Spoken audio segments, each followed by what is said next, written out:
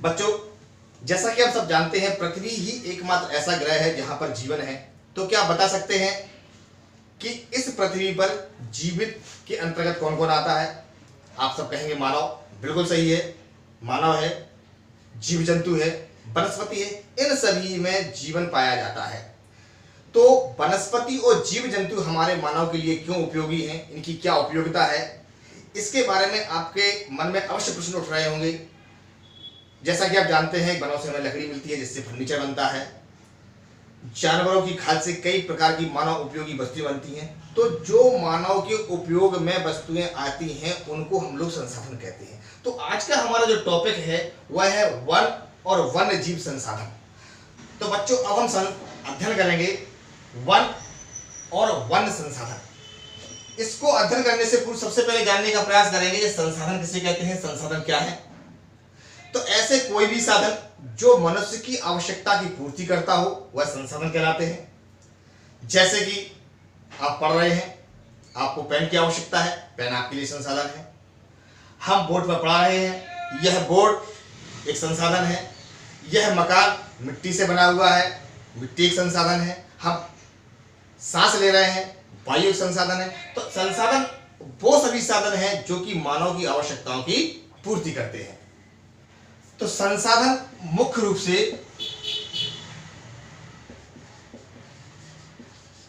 दो प्रकार के होते हैं।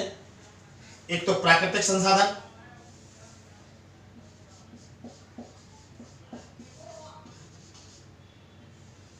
और दूसरा है मानवीय संसाधन।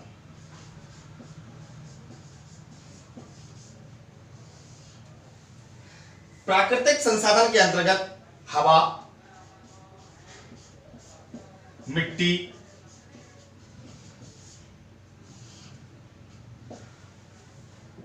जल, वनस्पति,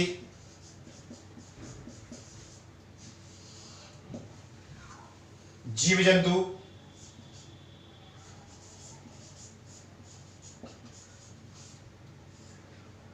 और मानव। मानव अपने आप में स्वयं एक संसाधन है क्योंकि वह स्वयं के लिए उपयोगी है और दूसरों के लिए भी उपयोगी है।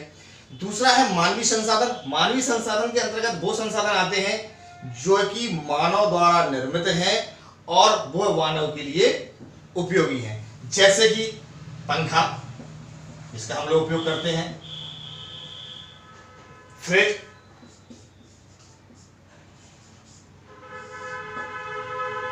कुर्सी, मकान। तो ये सभी वह वस्तुएं हैं, वह चीजें हैं जो कि मानव के द्वारा निर्मित है, मानव ने निर्माण किया है, वह मानव के लिए उपयोगी है। तो ये सारे संसाधन मानवीय संसाधन है। प्राकृतिक संसाधन के अंतर्गत आपको बताया है हवा, मिट्टी, जल, वनस्पति, जीव जंतु, मानव आदि, ये सभी प्राकृतिक संसाधन है। इस पाठ के अंतर्गत हमें जो अध्ययन करना है वह है वन और वन्य जीव संसाधन। तो बच्चों, अब हम अध्ययन करेंगे वन और वन्य जीव संसाधन के संबंध में।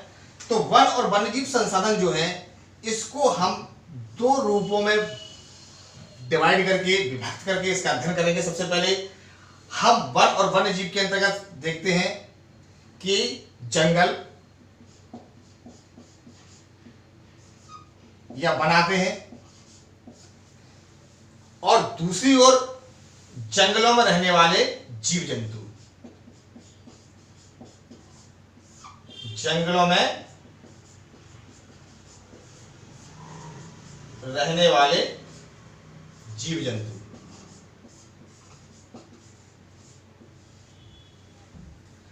जंगल या वन में पेड़ पौधे आपको मिलेंगे, घास, फसल, पेड़ पौधों के अंतर्गत उसकी कई वैरायटीज हैं, विभिन्न प्रकार की वनस्पतियां पाई जाती हैं। इन सभी का अध्ययन हमें इस पाठ के अंतर्गत करना है। दूसरी ओर जंगलों में रहने वाले जो जीव जंतु हैं उसमें शेर, हाथी, चीता,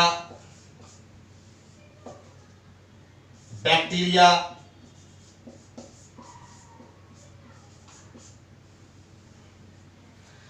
छोटे से छोटा और बड़े से बड़ा जीव जिसमें जीवन है, जो जंगलों में निवास करता है, वह हमारा जीव संसाधन है। वन संसाधन, जंगल या वन में जो भी वनस्पति वहां पाई जाती है, चाहे वो घास के रूप में हो, चाहे बड़े से बड़े वृक्ष के रूप में हो, वह हमारा वन संसाधन है। तो इसके अंतर्गत भारत में विभिन्न प्रकार की जो वनस्पतियां या जीव जंतु पाए जाते हैं, वनस्पति जात या प्राणी जात की कौन कौन सी प्रजातियां हैं, इनका अध्ययन करेंगे। अब चूंकि हमें भारत के संदर्भ में इसका अध्ययन करना है, तो सबसे पहले हम भारत को समझते हैं।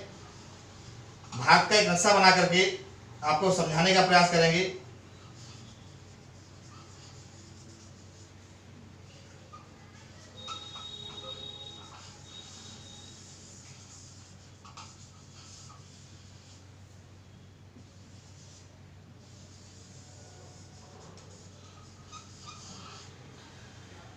यह भारत का खींचा हुआ एक खाका है, नक्शा है। इस भारत में वनस्पति जात और प्राणी जात की कितनी प्रजातियां हैं? तो सबसे पहला जो पॉइंट आता है वह है कि विश्व की जैव जो उपजातियां हैं उसका 8% उपजातियां जो हैं हमारे इस भारत में पाई जाती है। इसके अलावा लगभग 16 लाख प्रजातियां वनस्पति जात और प्राणी जात की हैं। 16 लाख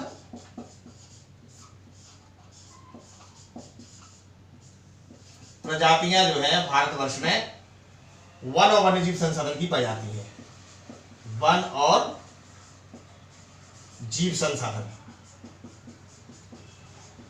इस भारतवर्ष में लगभग 8% या 8% जो है उपजातियां वनस्पति जात की हैं और 16 लाख प्रजातियां मानव संसाधन की हैं। कुल 16 लाख में से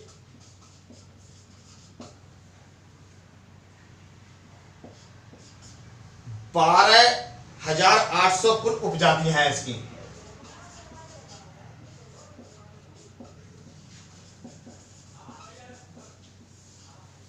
बच्चों, इस 12,800 जो उपजातियां हैं वन और वन्यजीव संसाधन की, इसमें से जो वनस्पति की जो उपजातियां हैं